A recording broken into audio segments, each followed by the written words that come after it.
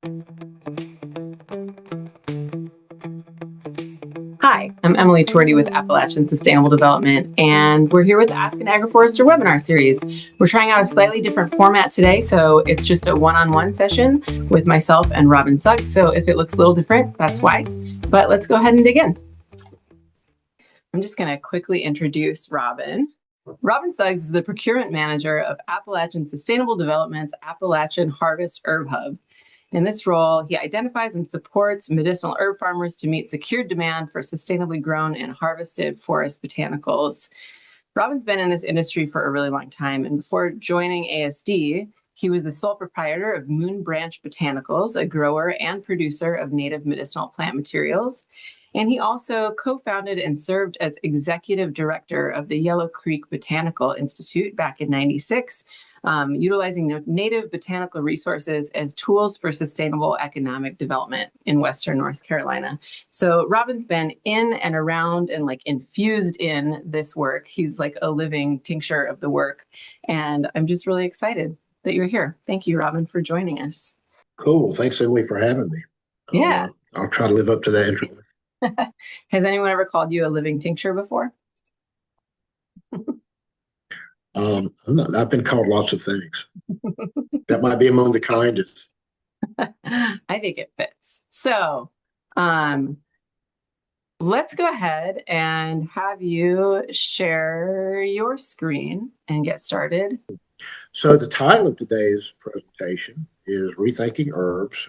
I'm Robin Suggs. I'm procurement manager for the Appalachian Harvest Herb Hub, and we are a social enterprise under the umbrella of Appalachian Sustainable Development, a 501c3 nonprofit located, well, the Herb Hub is located in Duffield, Virginia. We have a couple of locations. One we're developing right outside of Bristol, sort of between Bristol and Abingdon, which will be our new campus. It should be hopefully operational in the next couple of years, but I work primarily out of Bristol and Duffield, Virginia. Again, Duffield is where the Herb Hub is, and the Herb Hub is part of a larger facility called the Appalachian Harvest Food Hub, which you see a couple of photos on the right, two inset photos, the above being the exterior view, the below being the view of the inside of the warehouse floor. So what does the Herb Hub do? Well, one thing we do is we offer processing support to current and aspiring and practicing herb producers. And when I say herb, I'm not just talking about the part of the plant, which would be the leaves and the stem, but also things that are used in the herb trade. Things like what you see here is black cohosh. We'll talk about that in a few. But so we're talking about really many times both the herb, the stem, the roots, the flowers, the fruit sometimes, and sometimes even the bark of plants. But that sort of falls under the purview of the herbal industry. And so most of the products and materials that we handle are used in the herbal industry. So we offer processing support, everything from a place that you can wash, clean, dry, and package herbs for market. Another service we offer is aggregation and marketing. Everything that is handled at the Herb Hub by folks like ones that could be watching this video, folks that are interested in utilizing our shared use space. Everything is marketed through the Herb Hub's marketing program. So if aggregation, a lot of folks don't know what that means. Basically, it means like pooling supply.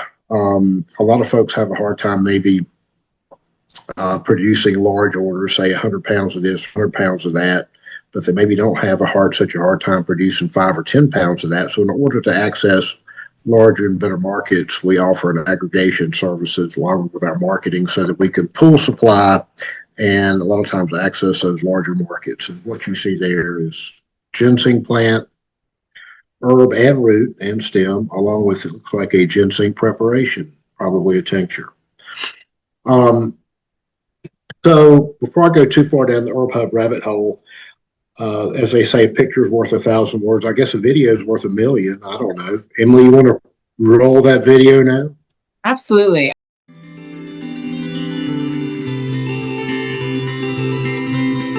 Here at the Appalachian Harvest Herb Hub in Duffield, Virginia, we provide a shared use facility for you to process your herbs. AH takes precautions to ensure that herbs are processed safely, efficiently, and sustainably to meet buyer specifications. In this video, we will cover our step-by-step procedure from field and forest to freight. When you arrive with your herbs, pull up to the loading dock in the back of the building. After entering the back door, you'll find the Herb Hub receiving log where you'll check in your herbs to AH. All questions must be answered completely. For traceability, a lot number must be created for each herb. If the log is not properly filled out, AH reserves the right to reject your herbs. Next, AH will inspect your herbs for proper transport, packaging, and quality for signs of contamination. Vehicles should be cleaned prior to transport, and harvest containers or bags should be non-porous and cleaned and sanitized prior to use. Herbs should be free of insect infestations, disease, mold, and mixed or commingling species. When it comes to unloading your herbs, the floor is actual lava. All containers must be placed on a clean pallet or table to prevent contamination. After unloading, gather all of the supplies you need to process your herbs. Most are located on or next to the storage racks inside of the AH warehouse. Before processing, remember, all herb contact surfaces, tools, and equipment must be cleaned and sanitized both prior to use and also in between processing different herb species. Hands must also be thoroughly washed for at least 30 seconds, and gloves must always be worn whenever handling herbs, even if the herbs are still dirty. Next, we'll demonstrate how several root crops are processed at the Herb Hub to meet buyer specifications. Start by placing the roots on the mesh table under the carport. If selling roots fresh, break them up by hand at the natural break lines before washing.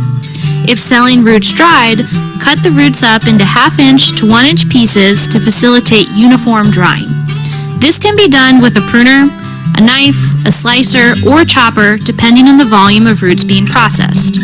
Now you can easily use a food-grade hose with potable water to wash away dirt and debris.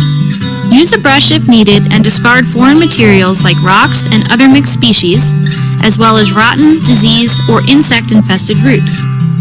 Always remember, all herbs that fall on the ground are contaminated and should be disposed. Next, the roots are washed in a cement mixer to agitate and shake loose any remaining dirt and debris. Dirty water may need to be dumped and the process repeated until water runs clear. Don't forget to dispose the water in a gravel catch or drain that runs away from the building. Return the roots to the wash table and spray them down one more time. If selling roots fresh, they must be drip dried with a fan before packaging. Roots that are sold dried should be weighed before drying to help calculate the dry down ratio. Make sure to tear out the weight of the bin before weighing the herbs on the scale. After weighing, write the fresh weight in pounds and other identifying information in the moisture log. Before moving on, don't forget that all herb contact surfaces, tools, and equipment must be cleaned and sanitized after each use and also in between processing different herb species. To properly clean and sanitize, first scrub surfaces to remove dirt and residue. Next, treat the clean surface with a Clorox pump sprayer. And lastly, wash the surface with potable water. Don't forget to write it all down in the cleaning logs. This helps AH stay organized and up to date. If processing roots to sell dry, turn on the dryer shortly after arriving so it can heat up and you can make sure it's working properly. Check the quick reference herb guidelines for the proper drying temperature and length for the herbs that you're drying. Prior to loading herbs in the dryer, an AH staff member must inspect the material to make sure it's clean enough. If AH staff is not available for an in-person inspection, please make arrangements for a virtual inspection using photos and videos.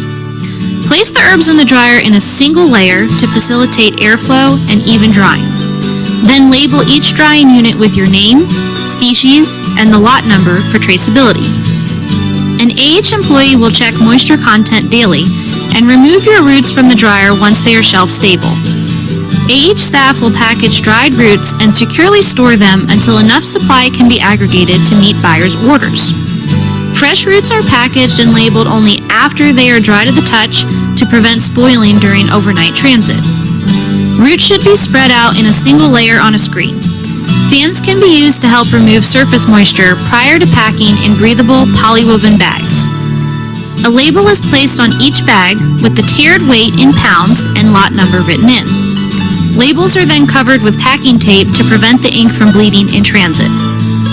Frozen ice packs are sealed in a bag to prevent leaking. 2 ice packs are wrapped to the outside of each bag before being placed in a lined shipping box. Finally, the boxes are taped up, with the shipping label attached to the outside and the invoice and certificate of origin placed on the inside. Boxes should be placed in a cooler until the scheduled pickup time to maintain quality. Thank you for watching this video and for following Herb Hub procedures to help meet buyer specifications. Remember, AH staff is always here to help answer questions. Happy processing!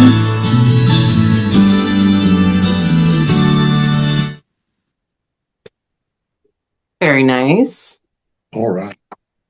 We all have this, or, people have this romantic idea of like farming or being an herb farmer, and you're going to be selling tinctures at the farmer's market, and it's going to be all just connection and healing. And it's like, actually, there's all of this cement mixer and spraying and logs and shipping. And it's a well done video. It kind of paints a good picture of like, yeah, there's also all this like very real work.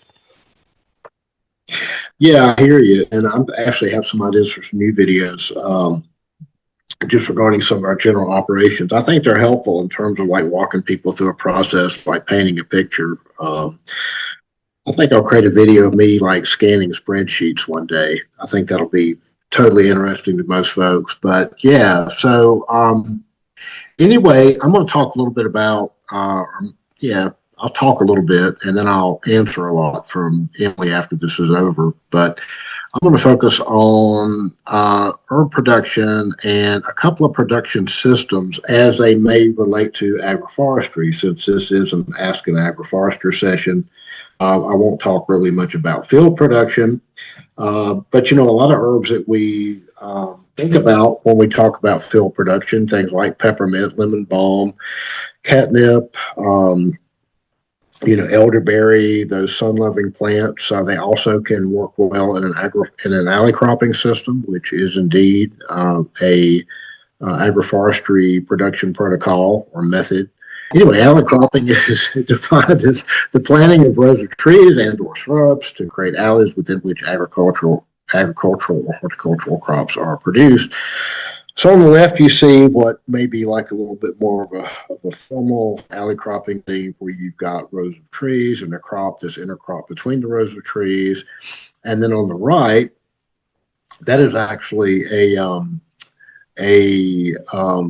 producer partner we have in Kentucky, or we had in Kentucky. I think she had some flood issues a few years ago, but it is a little, maybe a little less typical alley cropping scenario where you have like some rows of shrubs and some perennial herbs that are intercropped between the rows. Alley cropping is not my bailiwick. I know what it is, know what it looks like, know the concept behind it, but I've never done it, never probably dived really deeply into the alley cropping whirlpool.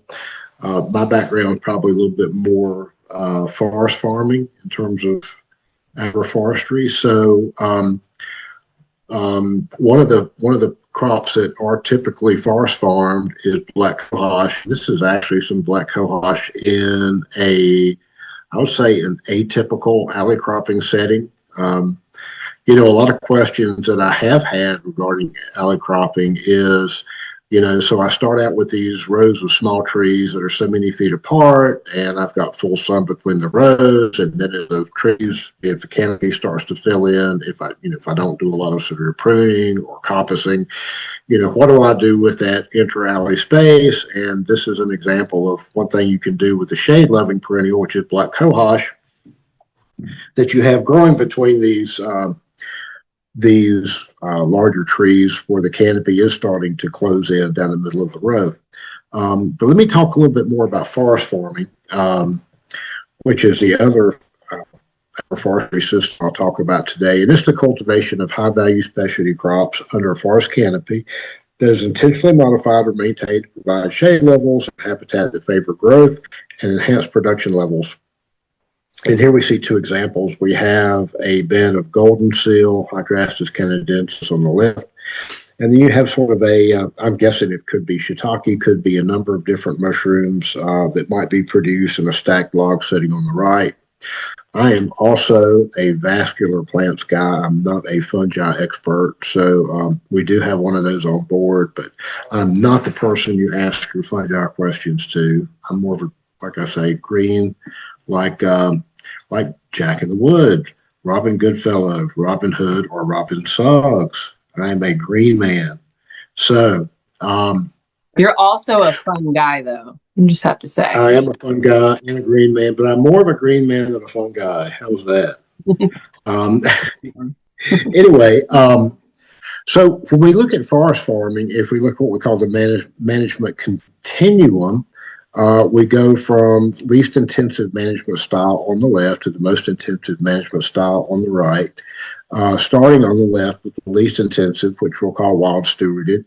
In the middle, which is a little bit more intensive, is called wild simulated. And the most intensive form of forest farming is woods cultivated. And I'll explain those a little bit more in detail and in depth here in a second.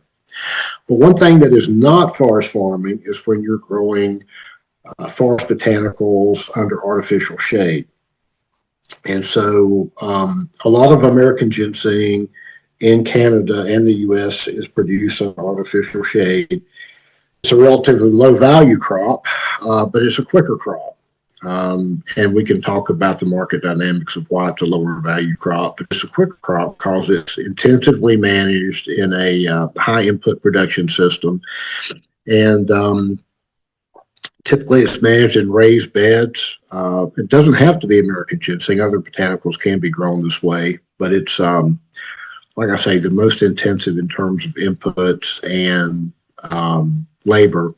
Also, you're having to use shade cloth. It's frequently you have like a mechanized monocrop system going on under the shade cloth, and again, you have quick yields of the largest roots, but consistently you have costly startup, and you have a lot of disease pressure because you're managing a monocrop under this contrived system where you don't always have the best airflow. A couple of ways you can provide shade is with wooden lath and not this saran shade cloth. Wooden lath has its advantages. It's sort of an older production style, but this is not forest farming. Okay, you are growing forest botanicals in a contrived system, but it is not forest farming. When we look at forest farming, probably the most one of the production methods is woods cultivated, which we intensively plant and manage rows and or beds, raised beds under trees, often in a mechanized monocrop system. Root yields are lower than artificial shade in a non-forest farm setting, but it's more natural looking and it's less expensive because there are less inputs involved. But this is the most intensive style of forest farming, what we call forest farming. Typically, it's called woods cultivated method of forest farming. So wild simulated is when you supplement wild stands or lands that might host wild stands by planting extra stock in a polyculture system that mimics natural ecosystems. Root yields are lower still, but it's even more natural looking and it's even less expensive because literally you're not doing much site prep. You might be doing some understory thinning, but you're basically planting on grade in existing soil without doing a lot of soil amending or tillage or anything like that. And oftentimes, this is the kind of production system that folks that are doing wild American ginseng would use. It's not, well, it really depends on how you define wild. I won't go down that rabbit hole, but basically it's like, are you doing the seed distribution or are the chipmunks and birds doing the seed distribution? It's basically you're creating a wild product. So that's called wild simulated. That's why it's called wild simulated. You're producing a virtually wild product. Then there's wild stewarding, which is the least intensive production style where you're actually sustainably managing wild populations by manually reseeding and or replanting divided rhizomes. Root yields are, I won't say lower still than wild simulated. They're similar. And it, looks a whole lot like wild simulated production. It's just that you are managing pre-existing populations that already exist on your property. That also qualifies as forest farming. And we actually call that forest farming to a degree when you are practicing wild stewarded production on land that you do not own. Hopefully you are managing it with permission on land that you do not own. And Emily, if you have questions about that at some point, I'll be happy to answer it. But both wild stewarded and wild simulated are the lowest input methods of production in terms of labor and cost of production. So what are some of the candidates that we typically think about when we talk about forest farm production? I always refer to American ginseng as charismatic megaflora because it's one that everyone knows about, asks about, most everybody anyway. But American ginseng, which is also Panis quinquefolium, typically has been used as an adaptogen in both Western and Chinese herbal medicine tradition. Site selection with American ginseng, it's a little more finicky about sites in terms of pH and in terms of soil drainage, soil makeup. There's also a lot of disease pressure on American ginseng, less so on wild ginseng than on ginseng grown under artificial shade or in any monocrop setting. But that's true of a lot of plants. But American ginseng in particular is very susceptible to alternaria blight and Phytophthora, which is a common root disease, soil-borne root disease that you find throughout probably most of North America, much of the world actually. Propagation, typically you can plant one-year-old seedlings, but what most do are plant seeds in the fall, whether they're seeds that were just harvested or stratified or vernalized seed that have gone through a treatment of cool, moist, and then more moist conditions. Ginseng, in terms of seed production, it takes about 18 months from the time the seed's collected before they germinate, and they need to go through that fertilization process. Best thing to do if you've got fresh seed is just plant them immediately after the berries are ripe. Go ahead and get those in the ground. They won't come up the next spring. They'll come up the following spring typically. If you're buying ginseng seed, you may want to buy stratified seed. What that means is those seeds have already gone through the first part of that vernalization process, and if you plant them in the fall, they'll come up the next spring. There's some really good books about forest farming, and especially forest farming and some of these common forest botanicals that I'll talk about. And I don't know if there's a place for that at the end of the presentation, but I'll be happy to answer any questions. Emily, if you make a mental note, maybe I can even ferret out a link to one of those books, but I think I have one. Maybe I'll show it in a little while, but let me move on to the next species. Golden seal is another one that we talk about a lot. Hydrastis canadensis. It is a well-known source of both hydrastine and berberine. I'm not an herbalist, so I'm not going to go into a whole lot of medicinal uses of these plants. But typically in terms of traditional use, it's used often for ear and eye infections, mouth sores, digestion. It's because it's rich in berberine, it's a good bitter. Some of the pest problems that you have with golden seal are things like slugs and nematodes. A lot of that is really dependent on the type of soil that you have. Diseases, not quite as disease prone as ginseng, but apparently there have been problems with alternaria and fusarium along with Phytophthora. I've not had those issues in my production, but apparently some people do. Propagation with this one is either rhizome or seed. I think probably most people do like rhizome divisions. That's In my opinion, that's probably the quickest and easiest way to propagate the plant, although some people would argue with that. Some people have really good luck with seed. I've had some luck with seed. To me, I'm kind of a rhizome division person with golden seal. But, there are a couple of different ways to propagate golden seal, and this one is perennially in high demand. The market's a little less particular than, say, American ginseng, the one we talked about just before this. Black cohosh is another one that's perennially in high demand. Actia racemosa used to be known as Simicifuga racemosa. Before that, it was known as Actia racemosa. So it's a great example of the bipolar personality of taxonomists out there. They tend to swing from one extreme to the other. They can't decide on which name they're going to call it this particular year. I think that's job security for a taxonomist. But anyway, that's my own little weird sense of humor at play. But again, it's back to Actia racemosa now, back maybe where it belonged 100 years ago. Typically used as a women's herb. I'm not going to go into details of what that means. I will let you figure that out on your own. Also known for lowering blood pressure. It is typically some of the compounds within it, some of the triterpenes within it, and other compounds within it are referred to as having some, I would say, phytoestrogenic effects. Few plants that we deal with have what was called phytoestrogenic effects. Plants, as far as I know, I don't remember much of my botany and plant physiology and plant chemistry, but as far as I know, plants produce growth regulators, not true hormones. So they can produce they can produce chemicals or compounds that have hormone-like effects on the body when they are imbibed or otherwise taken in to the human organism. Site selection, not that finicky. Tends to like rich, moist soils, cool sites, especially as you start to drop in elevation. That's true with any of these.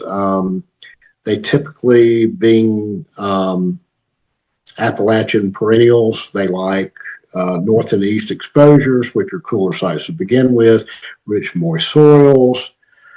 But a lot of these also, when you start to lose elevation and move more into the Piedmont in terms of, and Lord forbid, the coastal plain, site selection becomes more and more important to the point of where you move out to the Atlantic Ocean and you can't do it at all. But yeah, you can actually grow ginseng as far south and east as Wilmington, North Carolina. It has been done. I wouldn't recommend it. Sometimes I have folks from like the Norfolk Tidewater region of Virginia that, they want to do ginseng and black cohosh. And I tell them, well, I wouldn't bet the farm on it. I wouldn't put a lot of money into it. Maybe start as a hobby, see how it goes. And I would say that with most any like herb production, quite frankly. Good to start small and then work up from there, see what you're good with. So if black cohosh is your plant, is certainly in a lot of demand. Not a whole lot of pest and diseases. There's some leaf spot diseases. Rhizome divisions, probably by far the most common, the easiest way to propagate black cohosh. You can do seed, need to plant them in the fall, they'll come back the next spring. You can also do artificial vernalization or stratification, but it's just, plant your seed in the fall, they'll come up in the spring. So those are sort of the top candidates for forest farming production in terms of demand. Again, I am Robin Suggs. I'm with the Appalachian Sustainable Development Appalachian Harvest Herb Hub in Duffield, Virginia. Here's my contact information. Our office number is listed below.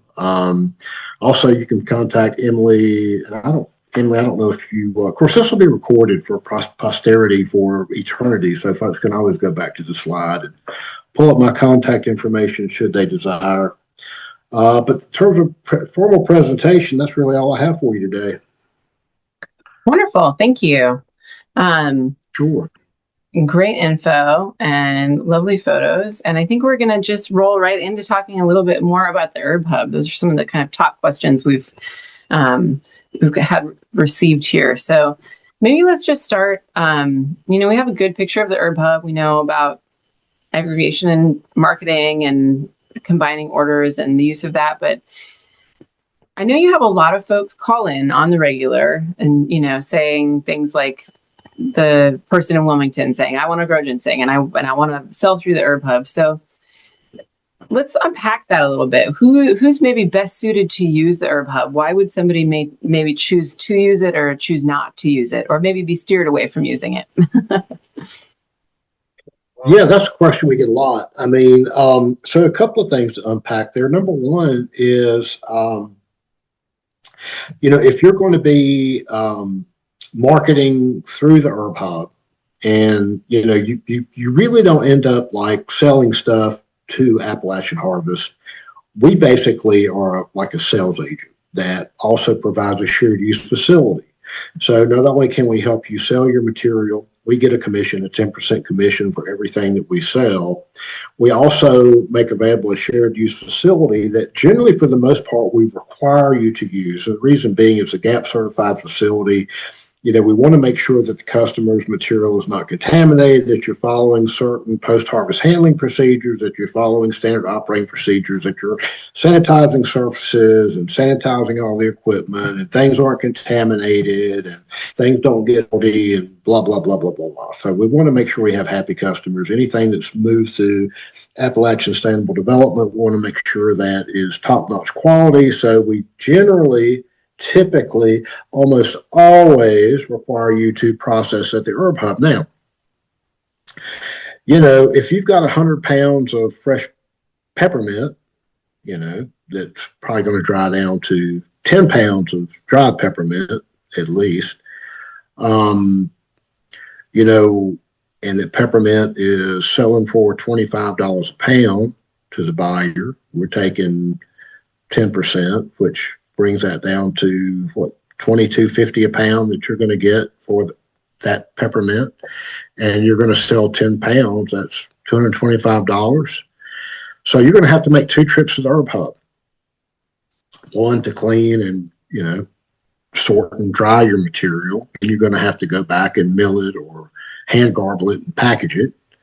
If you live 5 hours from the Herb Hub, 10 hours round trip, do that twice, pay for your mileage, your gas, wear and tear on your car. I mean, at what point is it just not worth it? God forbid you end up with a pound of peppermint for $25. I mean, you might walk across the street for that, but that might be it.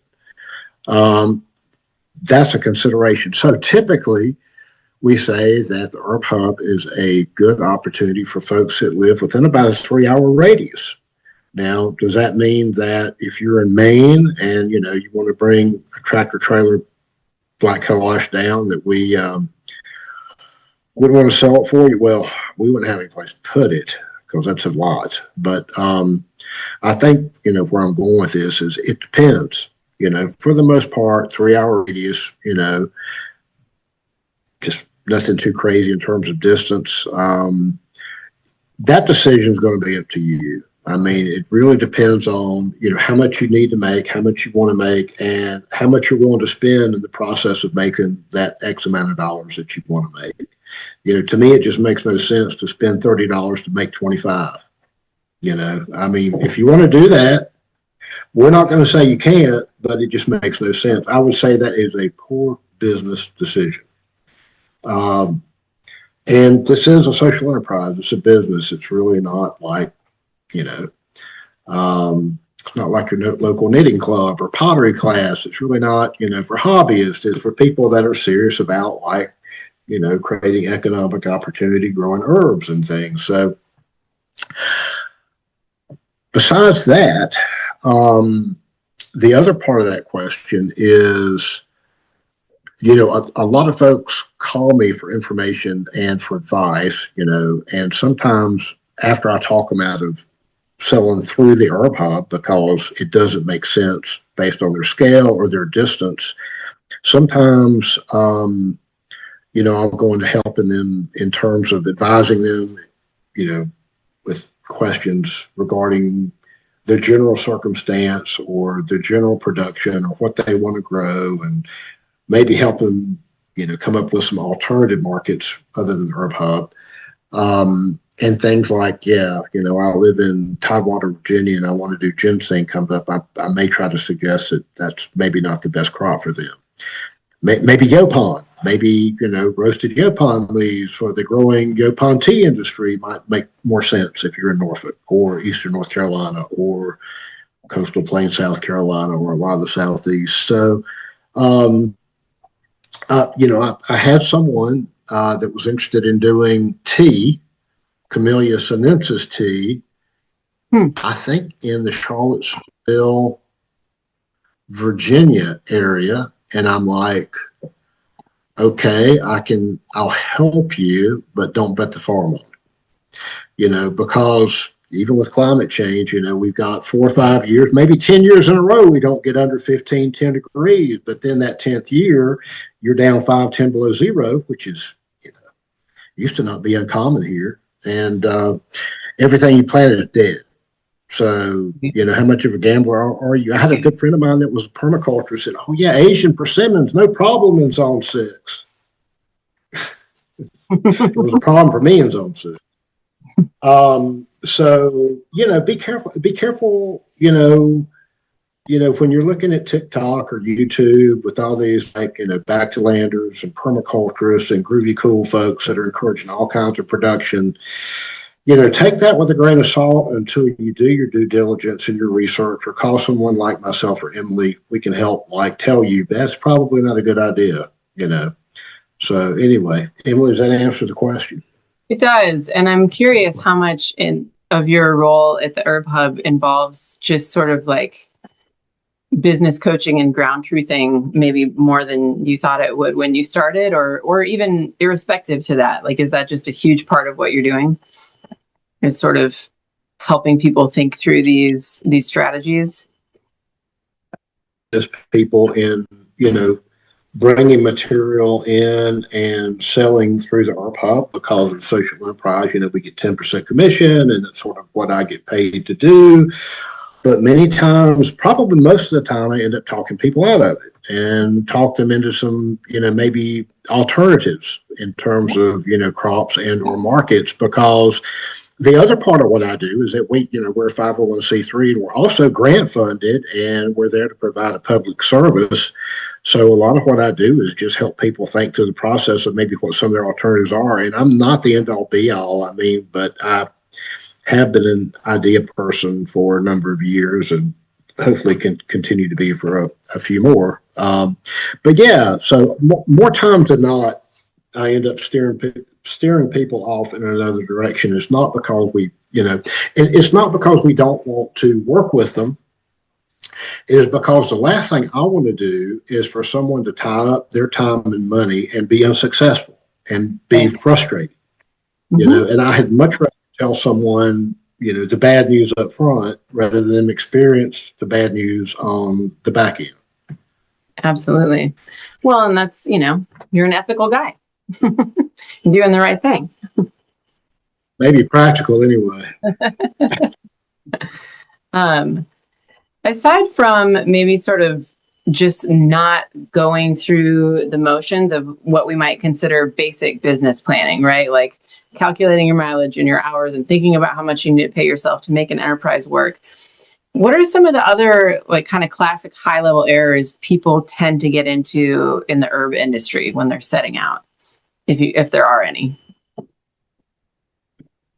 I think those are for the most part. Species selection. Species selection is a big one. Wouldn't it be nice to be able to, and I'm going to talk a little bit about making money, because again, that's what a lot of people want to do, and that's what we're about trying to promote is economic opportunity.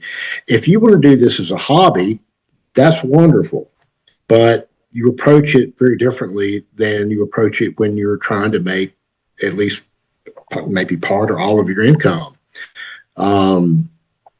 You have to look at it as a business. So species selection, would it be, so what's the old saying, follow your passion and nothing you ever do will be work, or you'll. Yeah. You'll never work a day in You'll your never work life. a And day in your life, I think. Is that it? yeah, and and unfortunately in agriculture, you may be poor at the end of your days. I don't know, but what you like growing does not always translate into what you should be growing.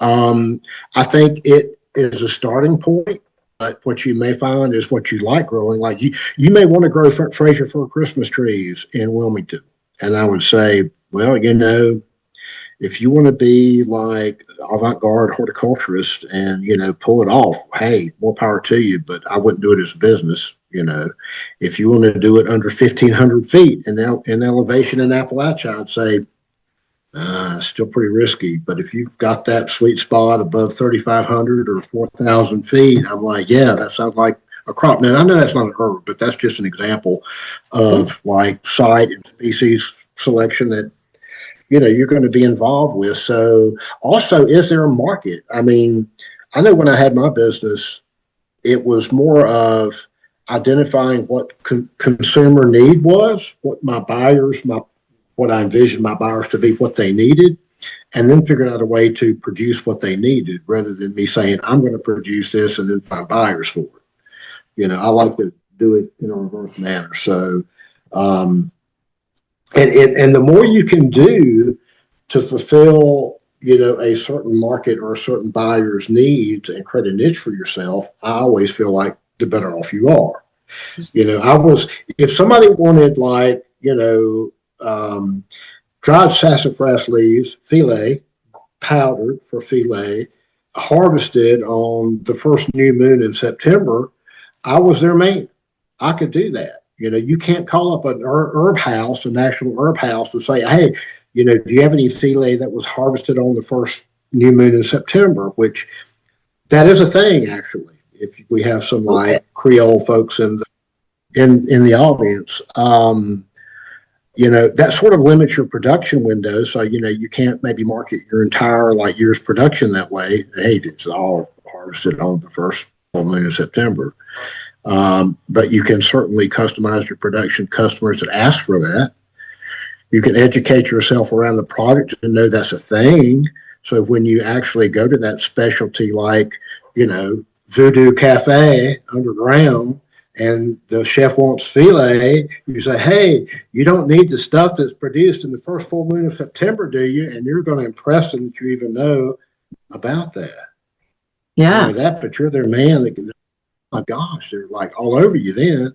And you don't have to worry about selling anything. It sells itself, So, but if you're like, hey, I want to grow like multicolored pansies and try to like educate people that, they're edible flowers for, I mean, that's wonderful, but is there a demand for edible flowers? There is a demand for edible flowers. Is that the demand in your area, your service area, or your market? I mean, if you're trying to sell edible flowers to Shoney's or Big Boy restaurant, that's probably not going to work. Sure. Yeah, I think in general, if not marketing, then at least market development is sort of the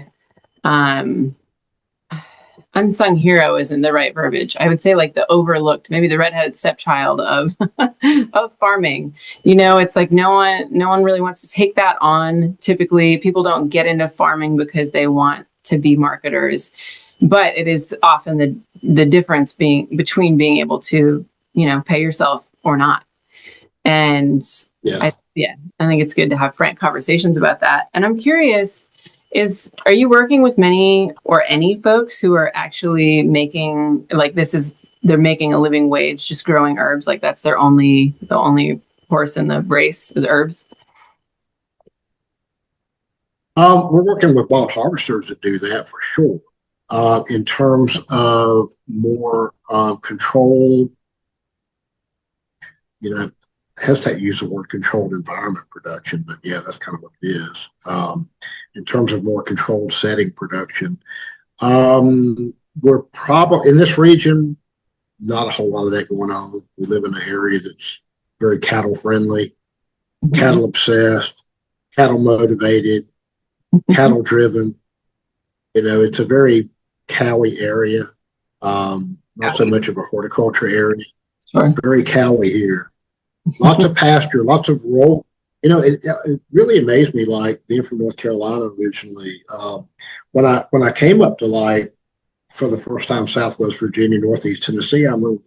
What happened to the trees? Like there are no trees here. It's kind of hard to do forest farming when there are no trees. There are trees here, but my God, there's like so much open pasture, and I guess they're like the old thing, like if you let that pasture grow up in trees, granddad's gonna be rolling over in his grave, man. They fought hard to get that land open, but really and truly, like I like the trees, and I think that's what drew me to forest farming. I like the idea of working in the woods. Yeah. So I don't know how I got off that tangent. Did I like address your question? Yeah, enough. And Your question was? well, is anybody supported, like really supporting themselves exclusively in herbs? But it kind of ties into the next question, which was, can we talk a little bit, can you unpack why like the Wild Stewards Alliance and why that material commands a higher price? We talked in the slides about how, the wilder it is, the less expensive it is for the grower, or steward, because you have less inputs. But then, inversely, it sells for a higher dollar amount. Could you talk about that a little bit? Yeah, well, except for ginseng, it doesn't sell for a higher dollar amount than legit forest farm material. Okay. And I don't want to go too. However, it sells for much more than traditionally wild harvested material, because all the harvesters and dealers that are part of this cooperative go through training in terms of sustainable harvest and yield training. They're trained on proper post-harvest handling procedures. They are audited through a process that ensures that they're practicing like horticulture in the woods. They're replanting, doing divisions, distributing seed, blah, blah, blah. And that's something that's never been like verified and never had like a legit paper trail and a chain of custody that has been attached to that sort of production in the past. So it's really unique. So it does pay more, like 2 to 3 times more than traditional wild harvested material, because people are actually doing like forest farming in the woods, although it's not forest farming to some people, which is, maybe we should say they are doing woods grown. Yeah, woods grown, maybe some wild simulated production on land they don't own necessarily, but they have to harvest it legally, so they need permission. We just can't get involved in selling stolen goods. That would not be a good look, and we all may go to jail for that. So, but anyway, so yes, but just to go back to your previous question, I mean, I don't mean to imply there aren't people making a living in the herb industry or herb production. There are. They're just not selling through the herb hall. Okay. Most of the folks that have scaled up and are, making a living off this thing, they have their own facility. They've got their own drying infrastructure. They've got their own cleaning and, processing and particle size reduction infrastructure, packaging and that sort of thing. And, they don't need us.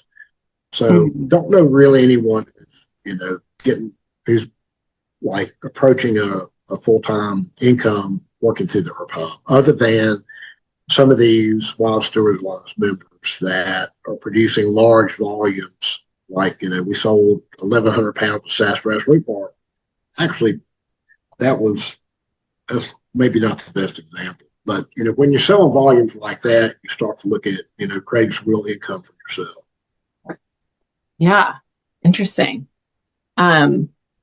So I think one of the questions I want to make sure we give some time to are, do you see any sort of missed opportunities in the field or openings for, innovation? I know that you and I and Katie Commender, the director of Agroforestry at ASD, have talked a lot about, maybe some new systems that are emerging, or at least being tossed around, for models for field grown herbs, like field grown to forest farming transitions, kind of like the slide you had with the timber harvest and, herbs in the understory. Do you see anyone doing any of that kind of work? Or I don't know, that was a lot of questions wrapped into one, but are there any models out there you're really excited about, or any that you'd like to see? Yeah, so there's a lot to unpack there. I mean, I think innovative production systems, much of which are yet to be developed in terms of just like forest farming. So, just out of respect for time, I'll tell you like one production system that's sort of innovative, and it's actually based on another production system that I invented, I think, 20, 30 years ago. But, looking at wasabi production. Anybody be familiar with wasabi? I'm not talking about the green horseradish that you get like in Asian restaurants in North America. But the real thing that there's actually not much of a market for in North America because no one knows that what they're eating is horseradish and not real wasabi. So there is a big learning curve associated with that type of production. But let's say that there was a huge thriving North American market for wasabi. It requires cold running water, in a forested setting. So not everyone has that. And also, I went to a friend of mine's place a couple of months ago, and she had what she told me and showed pictures of really beautiful, like wasabi growing setting alongside her branch or brook, freshet that during Hurricane Helene became a river, and all of her wasabi washed away, along with most of her production areas and everything else. And that was not good, heartbreaking situation for her. So I suggested a production system that I haven't tried actually, but in my mind, I developed a few years ago, well, actually 20 years ago for branch lettuce. I don't know if y'all know that. It's a saxifrage. It's a native woodland green that a lot of people harvest and eat in the spring. Some people call it bear lettuce. But just since like wasabi needs running water, cold brook, stream in the woods, what if you took like corrugated pipe, like 4-inch corrugated pipe, filled it with gravel, had holes in it, had your spring water coming in the top, working on grade, had your spring water going out the bottom, had it running through the gravel, and you've got your wasabi or your branch lettuce planted these holes in this corrugated pipe. Like woodland. And it was located away, from your flood zone. It was located like over to the area that floods regularly.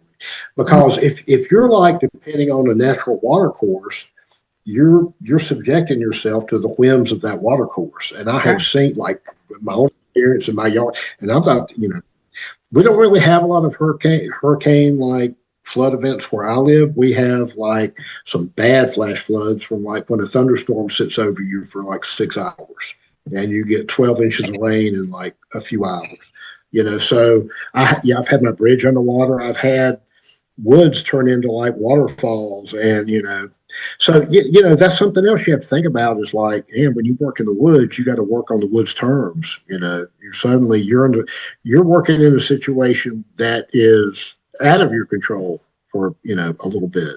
You're not like working on flat ground with land that you're tilling with a tractor, and you could totally be in the flood zone there. But anyways, it's just a much cooler setting with a lot more variables that you have to deal with. So, but yeah, so there's systems like that. There are probably multitude of production systems that folks can come up with for different crops. Haven't been thought of yet. Have you seen anything interesting around field grown herbs specifically? Maybe doing like some, I don't know, interesting polycultures or, multi-story stacked systems? I see a lot of folks just, like tucking things into like food forest setting, like as a food forest is maturing, I see that kind of thing, which is very much just sort of like a home scale, but I don't know if you see much in the way of that in terms of actual like growers at scale. I know my temperate food forest failed spectacularly. But for lots of reasons, and it had a lot to do with my site. Was it I think, Simmons that you mentioned earlier? I'm sorry. Well, no, I mean, it was like, you know, again, the YouTube and TikTok version of food forest is a lot of times different from reality. You know, you see these folks with beautiful, well, like, where you live, like the Waynesboro area in Virginia used to be famous for like apple orchards, and there used to be a famous like fruit tree nursery called Waynesboro Nursery. I think they're out of business now, but that area along the I guess that's part of the not far from the Shenandoah Valley, or maybe that first like little escarpment that runs along the what is that? I guess that would be the Blue Ridge of Virginia, the northern Blue Ridge.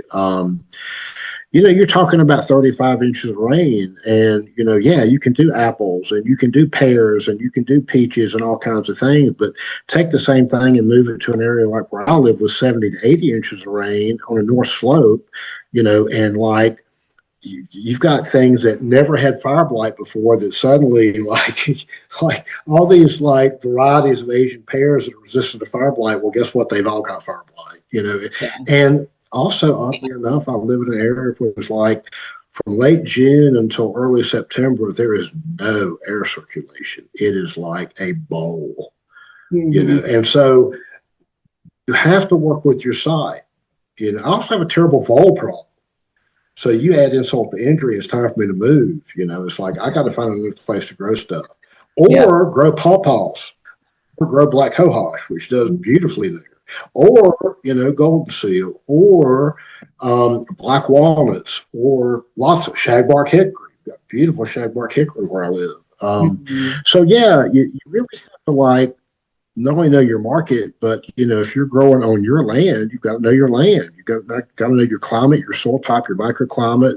You've got to crawl around out there in the dark during one of those like flash floods and see what's going on in the middle of the night. And so valuable. Yeah, it's like not the Hollywood version of farming anymore. It's like the real world. Yeah, absolutely. Let me look at these questions quick. I got caught up. I should have been getting my next question ready. One of the questions that came up a couple times is row orientation for these shade grown herbs. Do we worry about it in these forest systems other than, respect to contour? I mean, I think that's with me, that's always a question, is contour versus like, solar travel, travel path of the sun during the day. And I don't know. I would defer to someone who knew more about alley cropping than me to worry about that sort of thing. Fair enough. Do you have any feelings about that? You got any feelings about that? No, I mean, to me, I guess mine first goes to how much shade, like what species are we talking about, and how shade tolerant are we talking about? And, then more specifics of the site, are we going to be looking at, if we go north-south, are we going to be looking at, early morning sun or late afternoon sun, like all the things you got to dig in, just like you said, context is queen. Or burst of full sun. Yeah, or burst of full sun and burst of full shade and burst of full sun and burst of full shade versus dappled shade all day, Right. I mean, yeah. I mean, and let's face it, Appalachian's contour can be everything. I mean, you get your sun right, but if you lose your production area in a flood, it's not done you much good. So, right. Yeah. I think it depends, like so many things. I like that answer. It depends. I know you do. We all like it. You especially. Yeah. I love it. We'll do one more, and then we'll kind of do a closeout question. But are you aware of attempts to evaluate nutrient density in urban root products? Like, are y'all doing any testing in that respect, and does it affect pricing for producers? To date, no. In the future, maybe. Like for instance, we're doing we're working with a partner on a controlled environment golden seal production project, and like it or not, for better or for worse, a lot of herbal companies will judge the quality and thus the price they pay for golden seal based on berberine and hydrastine content.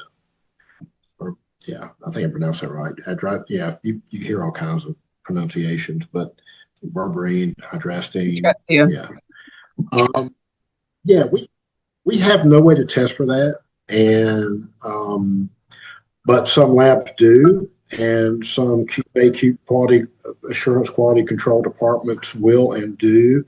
We're not really selling to any companies that look at those compound levels as a guide for what they're going to pay, but there are some that will, like, I think historically, just as an analog, orange juice producers or orange producers are paid on sugar content in the orange juice industry.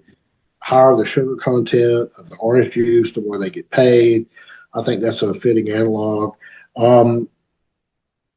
Some herb companies worry about that. They probably worry about it a little more in terms of like IDing the material to make sure there's no adulteration going on. Like if they see like a normal HPLC spikes, like, yeah, it's got hydrastine, berberine in these proportions. Yeah, they're not seeing a whole lot of anything else coming in there that shouldn't be in there. Yeah, you've got golden seal. You don't have like golden seal mixed with mayapple or a few other things, because if they're looking at hundreds of thousands of pounds of something, they don't have time to like sort through it and look at everything. So they're pulling a sample, run it through the HPLC aspect. But we don't really deal with any folks right now that are looking for that. But with this controlled environment golden seal production, it's like state of the art. We'll be producing pharmaceutical grade golden seal. That probably will become a thing as time goes on, but that's not forest farming. So not agroforestry. It's just straight up hardcore monoculture in the worst way, but it, creates a really consistent, beautiful product, that you can like set your clock by in terms of, what you're producing. And is that mostly being produced, that golden seal, for like rootlets for people to then plant, or for the herb industry?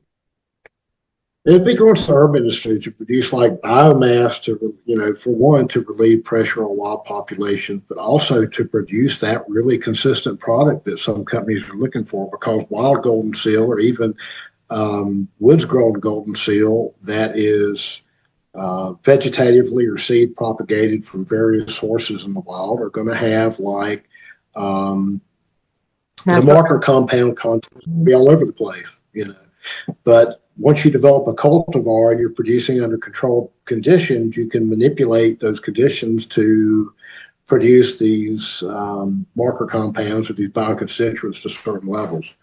So, but in terms like, is that a nutrient? I know the question was nutrients, like, I don't know if that goes back to sort of the orange juice example, but yeah, sort of relevant, but not all that relevant right now. Fair enough. I have one more question, but I know you wanted to make time for resource sharing of something specific. I can't remember what. Was it a book? Oh, yeah. Hold on just a second. Yeah. Of course, it won't show this on closer. You gotta go closer. There you go. How about in front of you? See that book? Yep. Growing and Marketing Ginseng, Golden Seal, and Other Woodland Medicinals. I have to literally put it in front of my face or else it'll blur it out. It blurred again, but we had it for a minute. Oh, there. That's okay. We got the title. Tell us about it. What if I read it to you? It is Growing and Marketing Ginseng, Golden Seal, and Other Woodland Medicinals. And it is by Janine Davis and W. Scott Persons. And, hate to say it, but you can buy it on Amazon. But why not like hit up your local bookseller? They probably, if they don't have it, they can get it for you. But again, it's Growing and Marketing Ginseng, Golden Seal, and Other Woodland Medicinals by Davis and Persons, and it's sort of the Bible, probably the best one-stop shop for cultural information on growing forest botanicals. So. I would recommend getting this book and then call me. Actually, I recommend getting this book and then reading this book and then calling me. Just getting the book, I actually have to read the book. Oh, man. There you go. You mean I got to read all these? Yeah. And I don't even think it'll do you any good to get the book on tape. I doubt it is on tape. But if you could, you got to read it. You got to lay eyes on it. You got to feel it. You have to experience it. Because it like has, yeah, there's some vibrations with this book that you'll pick up. Trust me. It's like, yeah, it's the real deal. So I want to make sure we get you out of here on time. So the last question I will ask before we let you go is, when we were talking about this session and kind of prepping for it, we came up with, this idea of like rethinking herbs for forest and farm. And I just want to know if there's any last thoughts you have about that. Like, obviously we're feeling the need to sort of like maybe shift perspective a little bit.